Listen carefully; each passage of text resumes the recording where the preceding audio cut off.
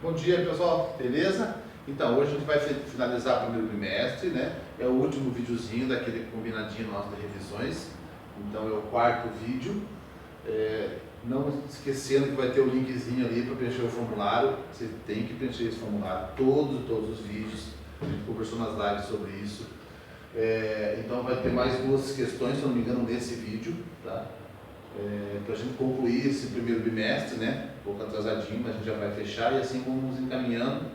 E os próximos vídeos vai ser do segundo bimestre já, também de resumo, então vocês continuam assistindo as lives do Positivo e a gente dá uma revisãozinha aqui nas lives também, como a gente tem feito, né? Eu acho que é um caminho bacana e a gente tem essa proximidade um pouco maior e vocês não perdem esse vínculo com a gente também, beleza?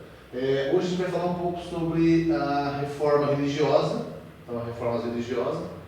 A gente conversou na live nessa semana, na segunda-feira. Então ali temos a crise da Igreja Católica. Quando a gente fala em crise da Igreja Católica, é todo o processo, né, que a Igreja Católica acabou gerando essa crise com as coisas irregulares que eles faziam, né, como a gente falou já aqui em sala também, né, na live, principalmente, então ali a Igreja Católica, né, então inicialmente opunha-se ao fortalecimento dos reis, que o gerava conflito entre Estado e Igreja. Acompanhem pelo CA, tá, gente? Então no CAzinho de vocês lá, na unidade, no conteúdo 4 lá, tá? Capítulo 4. Então reformas religiosas lá no CA. Eu peguei o CA porque é mais resumido, e como a gente tem pouco tempo, né, é uma coisinha mais rápida. Então, inicialmente, opunha-se ao fortalecimento dos reis, o que gerava conflito entre Estado e Igreja. Então, Estado, Rei e Igreja, né, a Igreja Católica, nesse sentido que a gente está falando aqui. Então, claro, que ela se opunha por quê? Porque quanto mais o rei tivesse poder, né, mais força, menos ela teria. Então, nesse período, a Igreja Católica era muito forte, então ela tinha muitas terras e acabava dominando em várias áreas, né, esses povos desse período. Era grande proprietária de terras, né, cobrando impostos dos seus poderes. Então, as pessoas que trabalhavam e viviam naquelas áreas que pertenciam à Igreja Católica, ela cobrava impostos e fazia esse papel meio de senhor feudal, né, senhora feudal, vamos dizer assim. Beleza? A Igreja Católica fazia essa ideia também. Proibição do lucro e da usura gerou descontentamento da burguesia. Então ela proibia o lucro, né? Que os burgueses, que eram as pessoas que tinham capital, que investiam, que eram os comerciantes, ela não queria que eles tivessem lucro, né? E assim por diante. Então isso também causou um descontentamento da burguesia de modo geral. Outro aqui. Era bastante criticada por vender indulgências, objetos sagrados, simonia e cargos eclesiásticos. Então a gente conversou também sobre isso, né? Lembra que eles vendiam lá uma lasquinha da cruz de Jesus.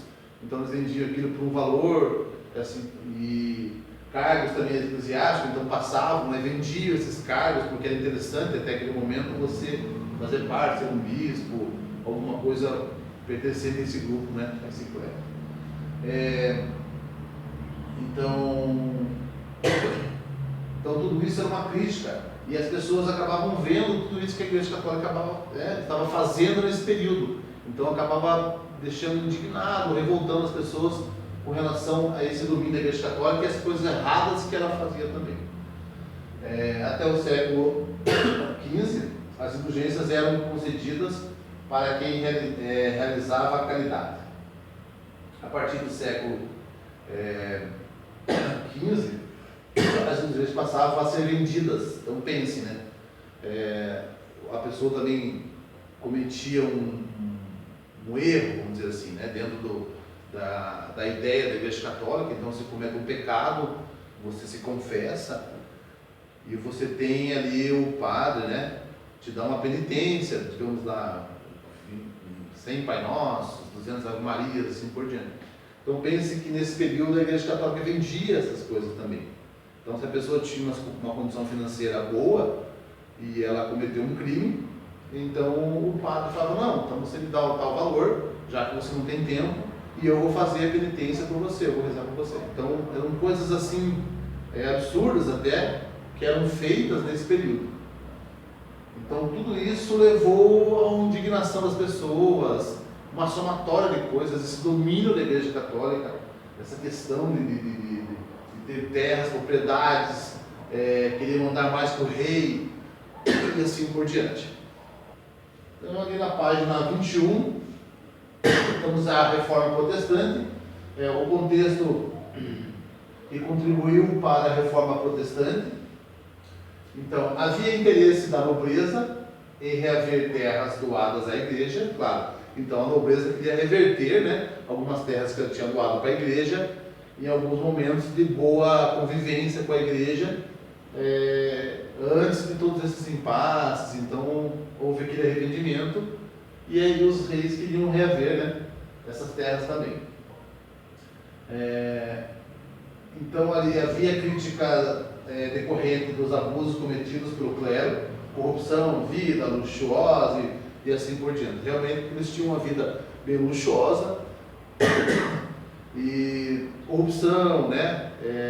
Como se fosse, era uma política, na verdade, né?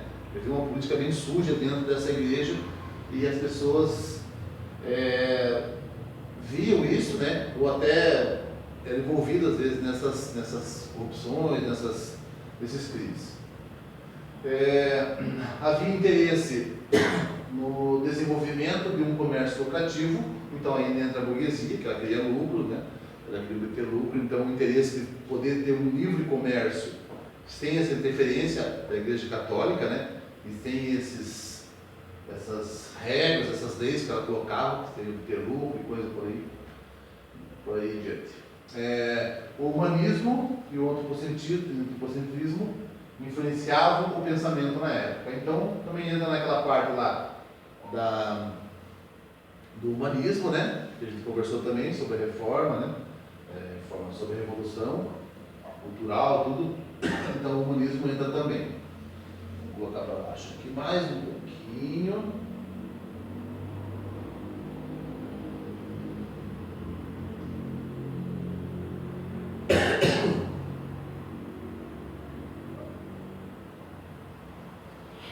Então temos ali algumas críticas à Igreja Católica, né? No século XIV, na Inglaterra e no Sacro Império Germânico, padres humanistas condenavam a ignorância, a corrupção e a imoralidade na instituição. Então, claro que nem tudo do modo geral, a gente não pode generalizar as coisas, né? Mas, então, na Inglaterra mesmo, tinha alguns padres que criticavam todo esse processo que estava acontecendo na Igreja Católica, com essa corrupção, essa ignorância, essa imoralidade que acabava queimando, né, a imagem da Igreja Católica, e então tinha alguns que faziam essa crítica.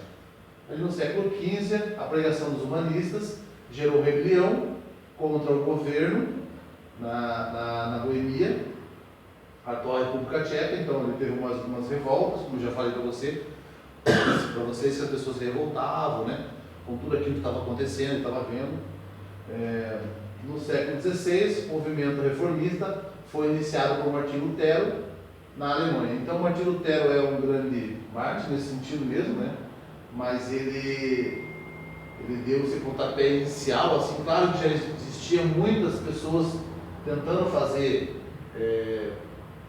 protestar nesse sentido contra esses ideais, essas ideias, digamos assim, da Igreja Católica, mas era um período muito político, com muitos interesses, porque tinha o interesse da burguesia, do comércio que a gente falou, os nobres, né? Então os reis também queriam ter mais poder que a Igreja Católica, ter essas terras de volta.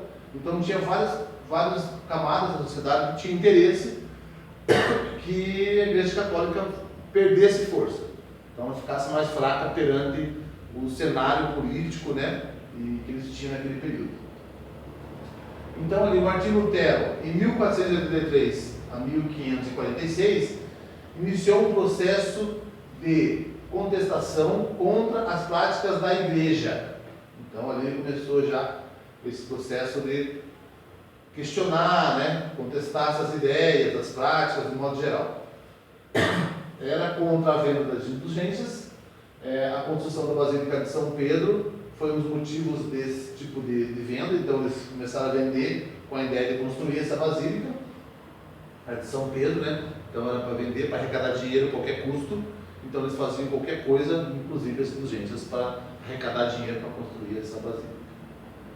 Em 1517 escreveu as 95 teses e as pregou na porta da Catedral de Wittenberg. Então pense que ele pegou 95 teses que ele tinha contra a Igreja Católica e colocou na porta da Basílica. Qualquer outro período, como eu falei, já teve outras pessoas que tinham feito alguns protestos, mas ele foi mais feliz porque era um momento propício, né, que essas outras camadas tinham. Então as pessoas, se fosse um outro período, ele já teria sido corrigido ou até preso, alguma coisa desse gênero, né, ou até mesmo assassinado. Mas ainda as pessoas acabaram fazendo vista grossa e até um certo apoio para ele com essas teses, todo esse protesto que ele teve ali. Falei aqui. Foi excomungado pelo Papa, né? Leão X. Então pensem, claro, que excomungado seria pouco para eles, que é óbvio que ele seria excomungado. Contou com a proteção de parte da nobreza, que estava interessada no poder da igreja. Então, como eu falei, né, a nobreza também estava interessada nesse poder que a Igreja Católica acabava mandando mais do que eles, né, esse poder que ela exercia sobre o reino. Contou com a proteção de parte da nobreza. Traduziu a Bíblia do grego para o alemão a fim de ampliar o número de leitores. Então essa foi uma coisa interessante também do Martinho Lutero. Quando ele faz essa tradução do grego para o alemão, ele dá uma oportunidade que mais pessoas tenham acesso à Bíblia. Porque até então as pessoas dependiam muito do que alguém falasse, lesse o grego, alguma coisa parecida, e traduzisse para eles ou explicasse. Então muitos ficavam nas mãos de muitos charlatões e assim por diante, pessoas que poderiam enganar facilmente, falavam que era escrito alguma coisa e isso não era verdade. E com a tradução, os alemães começaram a ler, né? Tiveram essa liberdade para ler a Bíblia, entender um pouco mais da vida de Jesus e começaram a compreender que muita coisa não era o que a Igreja Católica estava pregando. Então, quando a gente fala de protestante, hoje a gente tem os protestantes aqui no Brasil, como eu falei para vocês, são os evangélicos, né? E outras denominações que acabam protestando justamente contra a Igreja Católica. Tá? Então tem essa ideia de protestar, por isso que essa reforma protestante. Então eles fazem, a ideia é fazer diferente da Igreja Católica, protestar, e é uma reforma. Então quando você reforma, você faz coisas, você pega algo que existe e melhora, né? Arruma, ajeita, e assim como se dentro do que você acredita, do que você acha melhor. Então, como os alemães começaram a ler a Bíblia, eles começaram a perceber que eles não precisariam fazer essa adoração a imagens, alguns ritos que a Igreja Católica praticava, eles deixaram de fazer, tá? Também. Então, o Martinho Lutero já tinha essa ideia, já tinha essas propostas, né? De fazer uma religião mais limpa, assim, mais baseada na Bíblia mesmo, sem invencionismo. Tá? Então, mas essa é a ideia dele. Então temos a expansão da reforma. Deixa eu ver se eu puxo aqui. Desculpa, gente. Estou com uma tosse, mas não é corona, não. É só uma tosse acho. Bom, então ali a expansão da reforma. As novas crenças religiosas surgidas na Europa no século XVI romperam a unidade cristã, o que fez surgir doutrinas protestantes como o luteranismo, o calvinismo e o anglicanismo. Todos esses protestantes, né, algumas ramificações já desses protestantes. Então aí temos o luteranismo, que é por causa do Martinho Lutero, teve esse nome também, né? Então, as características: sem celibato dos padres, então não tem esse negócio dos padres terem um celibato, não tem mais. Sem hierarquia religiosa, então não tem uma hierarquia religiosa, o Papa, o Bispo, não tem mais isso. Tá?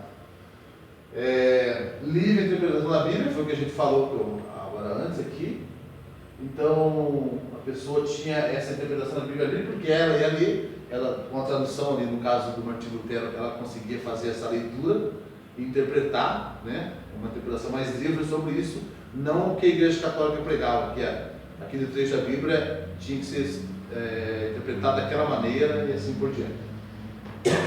Salvação pela fé, crítica ao culto de imagens, né? Também eles deixaram de fazer adoração a imagens, santos, essas coisas dentro da igreja protestante já não tem mais isso. 2 sacramentos, batismo e eucaristia, então esses também, essa crítica, né? Então o batismo não era mais feito já com a criança pequena, né? Então não era mais feito mais isso, porque até onde eu sei, as igrejas protestantes elas fazem um período depois, onde a pessoa tem um entendimento já e ela mesma pode aceitar esse batismo, né? Aceitar a Jesus, assim por diante. Então a expansão espalhou-se rapidamente por Suécia, Dinamarca, Noruega e regiões do Báltico.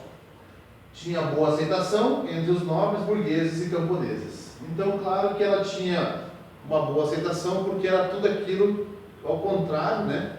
Bem dizendo que a Igreja Católica pregava, apesar de tudo ser de origem cristã, continuar, né? Eles iam continuar sendo cristãos, porque elas iam acompanhar a Bíblia, que era a história da vida de Jesus Cristo, e suas pregações. Temos ali o calvinismo.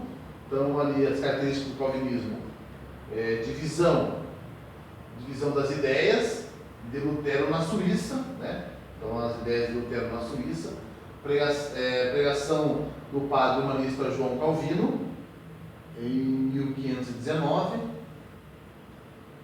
então por isso que foram os calvinistas. Doutrina da predestinação absoluta, baseada no trabalho árduo e na prosperidade econômica. Religião fundada na interpretação da Bíblia, crítica ao culto de imagens também, né? Vai acontecer ali com o luteranismo. 2 sacramentos, batismo, e Eucaristia também. Então a expansão, né? Presbiterianos, Países Baixos, Dinamarca e Escócia. Huguenotes na França, e puritanos em Inglaterra. Depois vai ver ano que vem sobre a Revolução Puritana, no 8º ano, algumas coisas parecidas que a gente vai lembrar dos puritanos. Beleza? Vamos ver para frente aqui. Aí temos os anglicanismo na Inglaterra, temos os anglicanos e os puritanos. Então iniciou-se com o rei Henrique VIII, que rompeu com o Papa e confiscou as terras da Igreja Católica e os bens dos membros do clero, né? Teve seu processo concluído com a filha de Henrique VIII, Elizabeth I, que organizou a doutrina e os rituais anglicanos. Então esse fala sobre o anglicanismo, né? Também um pouquinho ali, a gente está falando um pouquinho de cada um, para você ter uma noção, e no 8º a gente vai falar um pouco mais sobre isso também. Então ali a Contra-Reforma ou Reforma Católica. Então ali contra a Reforma e a Reforma Católica é quando a Igreja Católica viu que as coisas foram para um caminho ruim, né? E tenta reverter isso e faz uma reforma também na Igreja Católica, uma Contra-Reforma. Então a Contra-Reforma ou Reforma Católica foi um movimento de reação da Igreja Católica no século XVI, que objetivava conter as ideias reformistas e se reorganizar.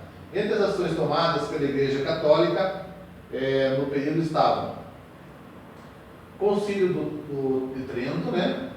Reunião de membros do clero entre 1545 e 1563. Nesse concílio ocorreram a reafirmação dos dogmas católicos e o aumento da rigidez. Criação do Index Liberal, aí não sei a tradução certa, a pronúncia, lista dos livros proibidos, né? Então, ali a Companhia de Jesus, criada em 1534 para fortalecer e expandir a fé católica, os jesuítas ficaram conhecidos como soldados de Cristo. E a Inquisição, intensificação dos processos do Tribunal do Santo Ofício ligado à Inquisição. Então eles tentaram ficar mais rígido, com coisas mais severas, algumas punições. Então ali a Companhia de Jesus também, criada, né, para fortalecer e expandir a fé, inclusive aqui no Brasil também, né, a gente teve os jesuítas também. E ali a gente conclui. Então a ideia era mais de falar um pouquinho rapidinho sobre essa reforma e um pouco da ideia, né, dessa ideia protestante e contra tudo isso que a Igreja Católica pregava e fazia naquele período, e os erros que ela cometeu também. Então é um resuminho, né? É uma aulinha bem curta, que a gente já trabalhou isso, vocês já assistiram a aula completa no Positivo, né? Todas as suas fases da aula. Então é mais um resumo para vocês terem essa ideia, e a gente já falou na live também de segunda sobre ele também. Gente, então ó, não esqueçam de fazer preencher o formulário certinho, tá? Segunda agora a gente tem live, a gente conversa mais algumas coisas também. E a gente fecha com esse videozinho, a gente fecha o primeiro bimestre, beleza? Aí fecha os conteúdos do primeiro bimestre. Então fiquem com Deus, um abraço e até o próximo vídeo.